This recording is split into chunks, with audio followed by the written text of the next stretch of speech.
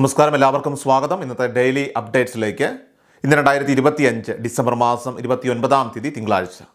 ഇന്നത്തെ ഏറ്റവും പ്രധാനപ്പെട്ട വാർത്താ അപ്ഡേറ്റുകളും നാളെയും വരും ദിവസങ്ങളിൽ നിങ്ങളെല്ലാവരും അറിഞ്ഞിരിക്കേണ്ട, ശ്രദ്ധിക്കേണ്ട വളരെ പ്രധാനപ്പെട്ട അറിയിപ്പുകൾ, അപ്ഡേറ്റുകളൊക്കെയാണ് ഡെയിലി അപ്ഡേറ്റ്സ് നിങ്ങളുമായിട്ട് ഷെയർ ചെയ്യുന്നത്. എല്ലാ പ്രേക്ഷകരും പൂർണ്ണമായിട്ട് ഈ അപ്ഡേറ്റുകൾ ശ്രദ്ധിക്കുക. നിങ്ങളെല്ലാവരും വീഡിയോ ഒന്ന് ലൈക്ക് ചെയ്ത് എല്ലാ പ്രേക്ഷകരിലേക്ക് മറക്കാതെ ഒന്ന് ഷെയർ ചെയ്ത് എത്തിക്കുക. നമ്മുടെ വാട്സപ്പ് ഗ്രൂപ്പിൽ ജോയിൻ ചെയ്യുക. വാർത്തകളും അറിയിപ്പുകളും എല്ലാ ദിവസവും കൃത്യമായി നിങ്ങൾക്ക് വാട്സപ്പ് ഗ്രൂപ്പുകളിൽ ലഭ്യമാകുന്നതാണ്.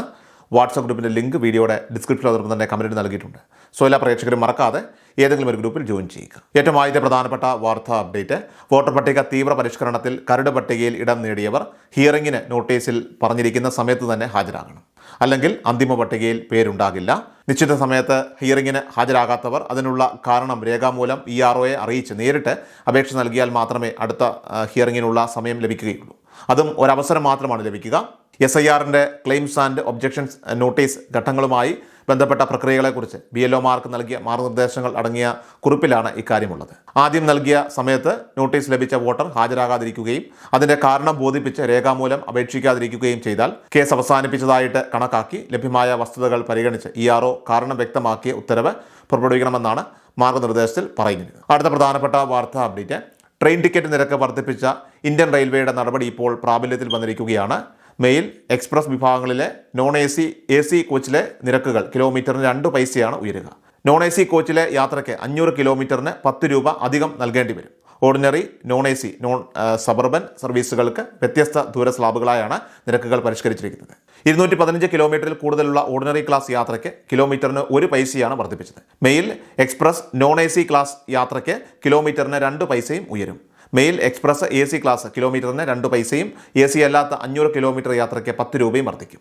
രാജധാനി, ശതാബ്ദി, തുരന്തോ, വന്ദേ ഭാരത്, തേജസ്, ഗതിമാൻ, ഗരീബ് രഥ്, ജനശതാബ്ദി, അതോടൊപ്പം തന്നെ ഹംസഫർ, അമൃത് ഭാരത്, അന്ത്യോദയ, യുവ എക്സ്പ്രസ്, മഹാമന, നമോ ഭാരത്, റാപ്പിഡ് റെയിൽ, സബർബൻ ഇതര ട്രെയിനുകൾ എന്നിവയുൾപ്പെടെയുള്ള പ്രധാന ട്രെയിൻ സർവീസുകളുടെ അടിസ്ഥാന നിരക്കുകളിലും ഇപ്പോൾ ഈ മാറ്റം വന്നിട്ടുണ്ട്.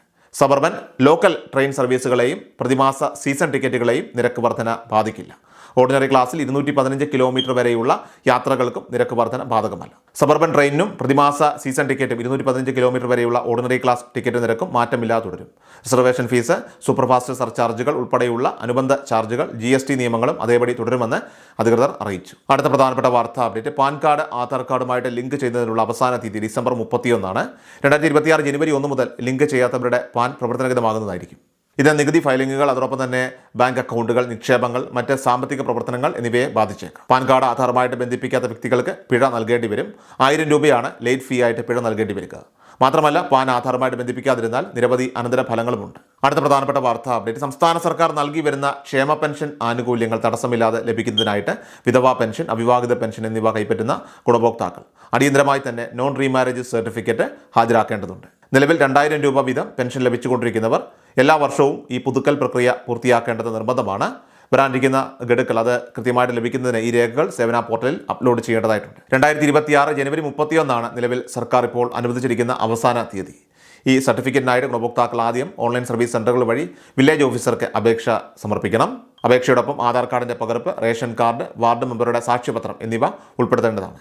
ഓൺലൈൻ അപേക്ഷ അപ്രൂവൽ ആയതിനു ശേഷം ലഭിക്കുന്ന നോൺ റീമാരേജ് സർട്ടിഫിക്കറ്റും ആധാർ കാർഡിൻ്റെ പകർപ്പും സഹിതം ഗ്രാമപഞ്ചായത്തിലോ മുനിസിപ്പാലിറ്റിയിലോ പെൻഷൻ വിഭാഗം കൈകാര്യം ചെയ്യുന്ന ഉദ്യോഗസ്ഥരെ നേരിട്ട് ഏൽപ്പിക്കേണ്ടതാണ്. ഗുണഭോക്താവിന് നേരിട്ട് എത്താനായിട്ട് സാധിക്കാത്ത സാഹചര്യത്തിൽ ബന്ധുക്കൾ മുഖേന ഈ രേഖകൾ കൈമാറാവുന്നതാണ്. 2025 സെപ്റ്റംബർ 30 വരെ പെൻഷൻ ലഭിച്ചുകൊണ്ടിരുന്നവരാണ് ഈ പുതുക്കൽ ഈ വർഷം ചെയ്യേണ്ടത്. എന്നാൽ 2025 സെപ്റ്റംബർ 30 ശേഷം പുതുതായിട്ട് പെൻഷൻ അനുവദിക്കപ്പെട്ടവർ ഈ ഘട്ടത്തിൽ രേഖകൾ ഹാജരാക്കേണ്ടതില്ല. അവർക്ക് അടുത്ത വർഷം മുതൽ മാത്രമായിരിക്കും ഈ ഒരു പുതുക്കൽ പ്രക്രിയ ബാധകമാവുക. കഴിഞ്ഞ വർഷം രേഖകൾ നൽകിയവരും ഈ വർഷം നിശ്ചിത സമയത്തിനുള്ളിൽ വീണ്ടും സർട്ടിഫിക്കറ്റുകൾ സമർപ്പിക്കേണ്ടതാണെന്ന് പ്രത്യേകം ശ്രദ്ധിക്കണം. കൃത്യസമയത്ത് രേഖകൾ സമർപ്പിക്കാത്ത പക്ഷം പെൻഷൻ വിതരണം തടസ്സപ്പെടാൻ സാധ്യതയുള്ളതിനാൽ തന്നെ എല്ലാ ഗുണഭോക്താക്കളും മുൻകൂട്ടി തന്നെ ഇതിനാവശ്യമായിട്ടുള്ള നടപടികൾ സ്വീകരിക്കേണ്ടതാണ്. അടുത്ത പ്രധാനപ്പെട്ട വാർത്താ അപ്ഡേറ്റ്, സംസ്ഥാനത്ത് ഇപ്പോൾ BPL റേഷൻ കാർഡ്, അതായത് PHH പിങ്ക് റേഷൻ കാർഡിൽ നിരവധി ഒഴിവുകൾ റിപ്പോർട്ട് ചെയ്തിട്ടുണ്ട്. ഇതിനു മുൻപ് നീല വെള്ള കാർഡുകളിൽ നിന്നും പിങ്ക് റേഷൻ കാർഡിലേക്ക് മാറുവാനുള്ളവരുടെയൊക്കെ അപേക്ഷ ക്ഷണിച്ചപ്പോൾ അപേക്ഷ വളരെ കുറവായിരുന്നു. അതിനാൽ തന്നെ അപേക്ഷിച്ച ഭൂരിഭാഗം ആളുകൾക്കും കാർഡുകൾ ലഭിക്കുകയും ചെയ്തിരുന്നു. പിങ്ക് റേഷൻ കാർഡിൽ വളരെയധികം ഒഴിവ് നികത്താതെ ഇപ്പോൾ ഉള്ളതിനാൽ തന്നെ കേന്ദ്ര സർക്കാർ മുൻഗണന BPL കാർഡിൻ്റെ സംസ്ഥാനത്തിന് നൽകിയിരിക്കുന്ന എണ്ണം കുറയ്ക്കുമോ എന്നുള്ള സംശയം വന്നതിൻ്റെ സാഹചര്യത്തിൽ ഇപ്പോൾ വീണ്ടും പിങ്ക് റേഷൻ കാർഡിലേക്ക് അപേക്ഷ ക്ഷണിച്ചിരിക്കുകയാണ്. പിങ്ക് റേഷൻ കാർഡ് ലഭിക്കുന്നതിന് അർഹതയുള്ള നീല വെള്ള റേഷൻ കാർഡിൽ ഉൾപ്പെട്ടിട്ടുള്ളവർക്ക് ഓൺലൈനായിട്ട് ഡിസംബർ മാസം 31 തീയതി വരെ വൈകിട്ട് 5 മണി വരെ അപേക്ഷ സമർപ്പിക്കാം. അക്ഷയ കേന്ദ്രങ്ങൾ വഴിയോ അല്ലെങ്കിൽ സിറ്റിസൺ ലോഗിൻ പോർട്ടൽ വഴിയോ നിങ്ങൾക്ക് സ്വന്തമായിട്ടോ അപേക്ഷ സമർപ്പിക്കാവുന്നതാണ്.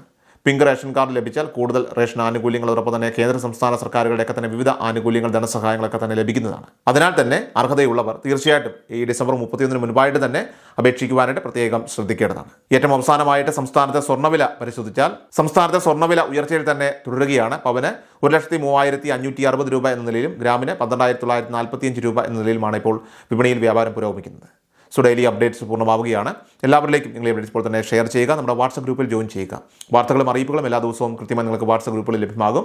വാട്സ്ആപ്പ് ഗ്രൂപ്പിൻ്റെ ലിങ്ക് വീഡിയോയുടെ ഡിസ്ക്രിപ്ഷനിൽ അതോടൊപ്പം തന്നെ കമൻറ്റിൽ നൽകിയിട്ടുണ്ട്. സോ എല്ലാ പ്രേക്ഷകരും മറക്കാതെ ഏതെങ്കിലും ഒരു ഗ്രൂപ്പിൽ ജോയിൻ ചെയ്യുക. വാർത്തകൾ എല്ലാവരിലേക്കും ഷെയർ ചെയ്യുക. വീഡിയോ ഡെയിലി അപ്ഡേറ്റ്സുമായിട്ട് നമുക്ക് നാളെ കാണാം. അതുവരേക്കും നന്ദി, നമസ്കാരം. കൃഷാൽ മീഡിയ എല്ലാ ദിവസവും വാർത്തകളും അറിയിപ്പുകളും ഡെയിലി അപ്ഡേറ്റ്സും ലഭിക്കാൻ ഇപ്പോൾ തന്നെ ചാനൽ സബ്സ്ക്രൈബ് ചെയ്യുക, ഫോളോ ചെയ്യുക. നിങ്ങളുടെ ലൈക്കും ഷെയർ നൽകി ഞങ്ങളെ സപ്പോർട്ട് ചെയ്യുക. നിങ്ങളുടെ അഭിപ്രായങ്ങൾ കമന്റ് ബോക്സിൽ രേഖപ്പെടുത്തുക.